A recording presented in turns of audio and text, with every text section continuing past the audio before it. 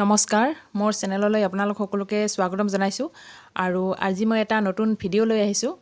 যোৱা ভিডিঅ'ত আপোনালোকক মই মোৰ লোকেল কুকুৰাৰ পোৱালিখিনি কেনেকৈ আনিছিলোঁ বা সেইখিনি মই কেনেকৈ ৰাখিছিলোঁ সেইখিনি দেখুৱাইছোঁ আৰু আজিৰ ভিডিঅ'ত মই আপোনালোকক দেখুৱাবলৈ ওলাইছোঁ এই পোৱালিখিনি মানে কেনেকুৱা ডাঙৰ হ'ল, তাৰ উপৰিও কি খাদ্য খোৱালোঁ বা কেনেকৈ ৰাখিলোঁ সেইখিনি মই গোটেইখিনি আপোনালোকক আজি শ্বেয়াৰ কৰিম। এই কুকুৰাখিনিৰ বয়স এতিয়া 2 মাহ 20 দিন হৈছে আৰু 2 মাহ 20 দিনত এতিয়া ভালে গ্ৰথ হৈছে। এই কুকুৰাখিনিক মই এনেকৈ মুকলিকৈ ৰাখিছোঁ আৰু আবদ্ধ পদ্ধতিত ৰখা নাই, কাৰণ আমি কুকুৰাক দুই ধৰণে পুহিব পাৰোঁ, মুকলিকৈ আৰু আবদ্ধ পদ্ধতিৰে।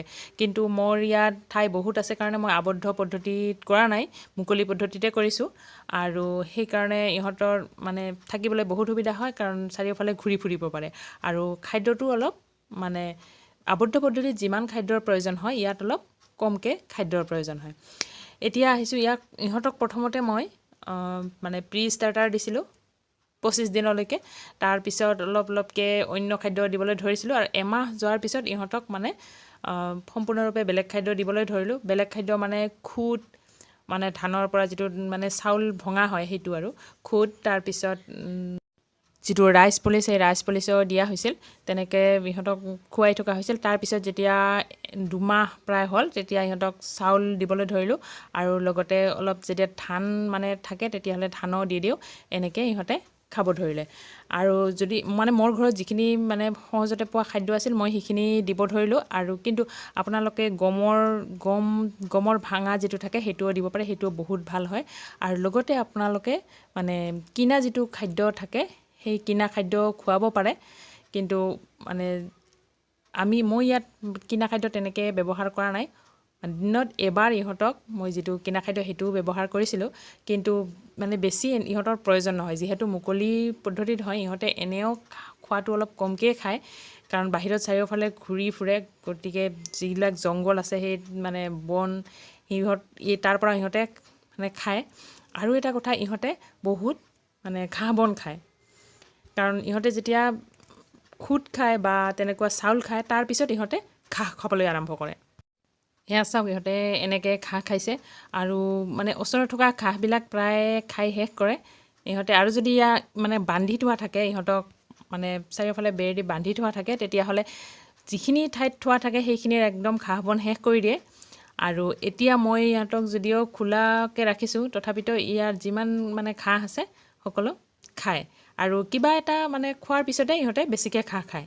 এনে সাধাৰণতে তেনেকৈ ঘাঁহ খোৱা দেখা নাযায়, কিন্তু যেতিয়াই ইহঁতে কিবা এটা মানে খুদ বা চাউল খায় তেতিয়াই ঘাঁহ খাবলৈ আৰম্ভ কৰে। আৰু সেইকাৰণে ইহঁতক খোৱাটো অলপ কম লাগে মুকলিকৈ ৰাখিলে। আৰু মোৰ যিহেতু মানে ঠাইটো বহুত আছে সেইকাৰণে মই তেনেকৈ একদমেই মানে বান্ধি থোৱা নাথাকে, অকল ৰাতিটোৰ কাৰণে মই ইহঁতক মানে ঘৰত ৰাখোঁ আৰু বাকী টাইমত ইহঁতে এনেকৈ খোলাকৈ থাকে। আৰু এনেকৈ মুকলি পদ্ধতিত ৰখাৰ মই আৰু এটা লাভ দেখিছোঁ, ইহঁতে খুটিটো কম কৰে, মানে ইটো সিটোক খুটিটো কম কৰে। মানে যিহেতু বেছি ঠাই থাকিল গতিকে ইহঁতে কাৰোবাক খুটিয়াব খুজিলেও মানে দূৰত যায়, গতিকে ইহঁতে খুটিটো কম কৰে, ধুনীয়াকৈ একেলগে থাকে। অকল খোৱাৰ সময়ত অলপ খুটি হয় যদিও বাকী টাইমত তেনেকৈ নকৰে। আৰু দেখিছোঁ ইহঁতৰ গ্ৰথ বহুত ভাল হৈছে। এতিয়া মানে 2 মাহ 20 দিনত ইহঁতৰ প্ৰায় কিছুমানৰ 500 গ্ৰাম, কিছুমানৰ প্ৰায় 600 গ্ৰাম হৈছে আৰু 2-এটা 700 গ্ৰামৰো আছে, তেনেকৈ আছে। আৰু এতিয়া 2 মাহ 20 দিন হৈছে আৰু 2 মাহ মানে 3 মাহ হোৱাৰ লগে লগে ইহঁতক মই বেচিবলৈ আৰম্ভ কৰিম। তাৰপিছত মানে এনেকৈ বেছি ইমান ডাঙৰকৈ নাৰাখোঁ, ইহঁতক মানে সৰুৰ পৰাই বেচিবলৈ ষ্টাৰ্ট কৰিম। আৰু 3 মাহ হোৱাৰ লগে লগে ইহঁতক মই বেচিবলৈ ষ্টাৰ্ট কৰিম। ইয়াৰে 2-এটা এতিয়াও সৰু হৈ আছে, মানে তেনেকুৱা ডাঙৰ হোৱা নাই, গ্ৰথটো তেনেকৈ লোৱা নাই, কিন্তু বেছিভাগেই ডাঙৰ হৈছে। অকল 2-এটা থাকি গ'ল। ইহঁতে মানে সিহঁতৰ লগত মানে খোৱাত চাগে বেছিকৈ মানে খাব নোৱাৰিলে, সেইকাৰণে তেনেকুৱা গ্ৰথটো ল'ব নোৱাৰিলে আৰু সেইকাৰণে সৰু হৈ থাকিল।